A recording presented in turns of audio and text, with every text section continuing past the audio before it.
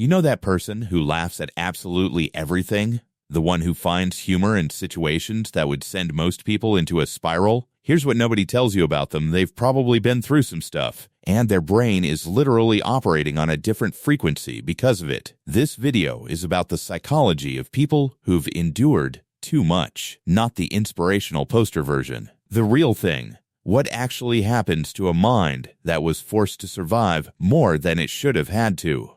We're going to go through why they laugh when they shouldn't, why they can read a room better than anyone in it, why they'll show up for you at Thram but can't ask for help, themselves, and the one grief underneath all of it that almost nobody talks about. By the end, you'll either understand someone in your life a lot better, or you'll understand yourself. And there's something that happens to these people that most psychology videos won't tell you, a specific kind of loss that has nothing to do with losing another person. That's coming later. Let me paint you a picture. Someone cuts them off in traffic. Road rage?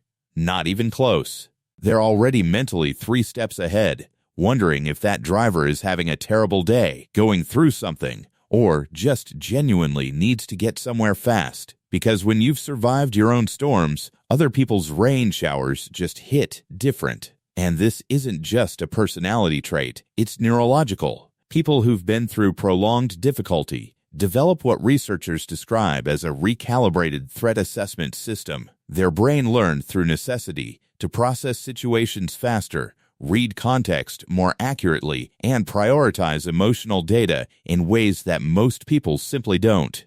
It's not broken, it's trained. Trained by necessity to become this remarkably efficient survival system that's still running even when the original threat is long gone. But here's what's strange. These people develop what's essentially a tolerance for chaos, not a tolerance for pain. They feel everything, sometimes more intensely than others, but a tolerance for not being completely demolished by it. They've learned something most people never have to learn, that survival isn't just possible, it's inevitable. You keep going because you always have. You'd think someone who's been through hell would be cynical, bitter, closed off.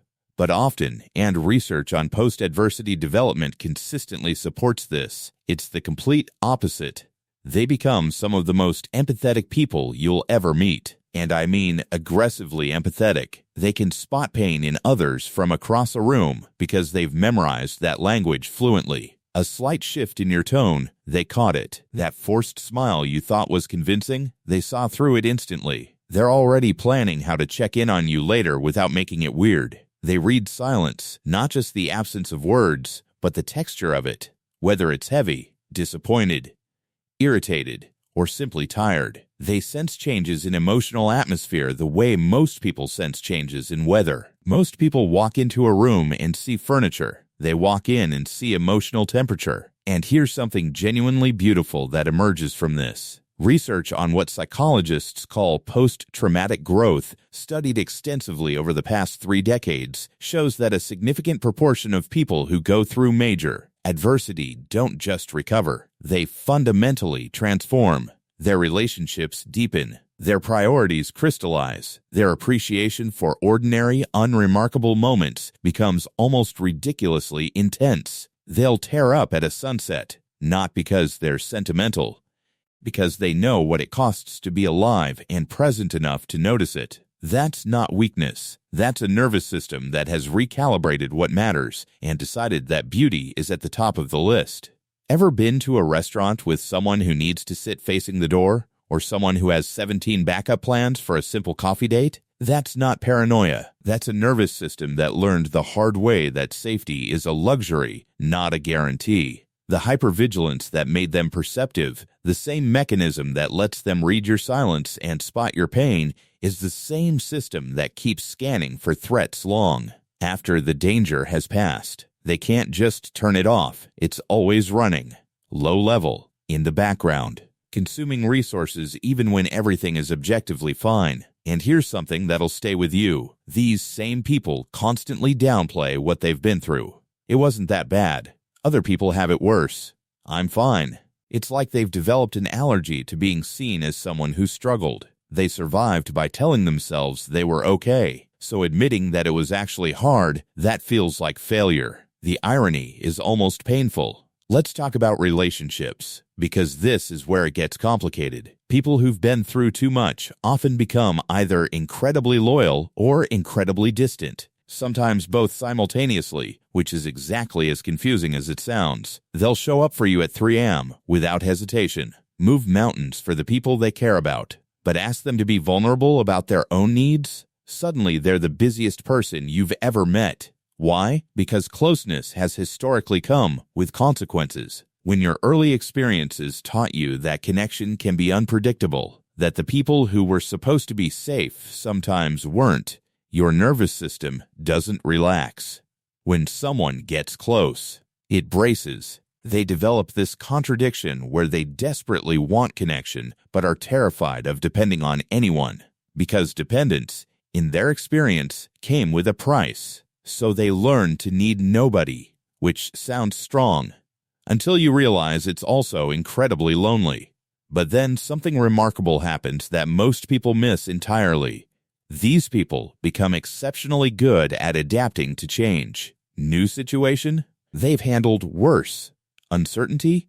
They've been training for that their whole life. And the humor is next level. Dark humor specifically. Not because they're insensitive, because it's about taking power away from pain. When you can laugh at the absurdity of your own suffering, it loses some of its grip on you. Every joke is a tiny rebellion against the things that tried to break them.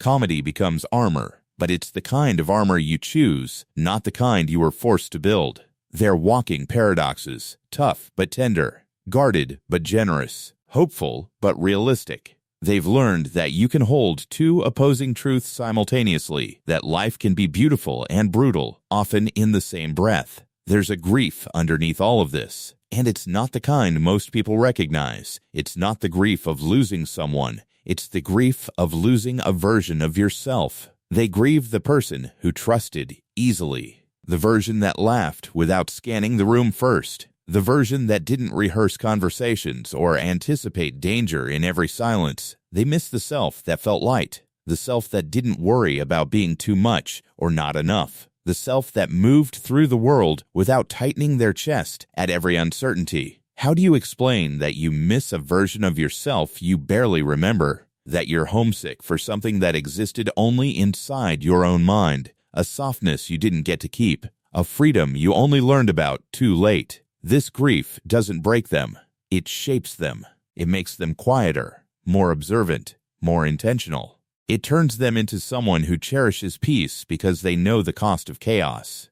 Someone who values safe people because unsafe ones taught them exactly how much that matters. And maybe that's the real psychology here. People who've been through too much don't just survive. They develop a complex, nuanced understanding of what it means to be human. They know that strength isn't about never falling apart. It's about how many times you can reassemble yourself, even when some pieces don't fit the same way anymore. Their survival became insight.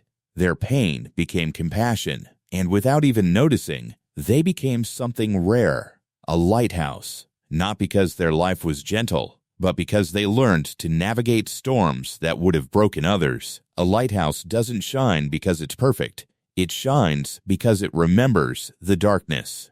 So the next time you meet someone who seems a little too comfortable with chaos, a little too quick to laugh at their own pain, a little too calm in the middle of a storm, know that they've earned that.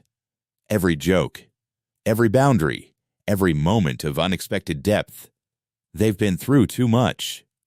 And somehow, they're still here. Still trying. Still finding reasons to hope.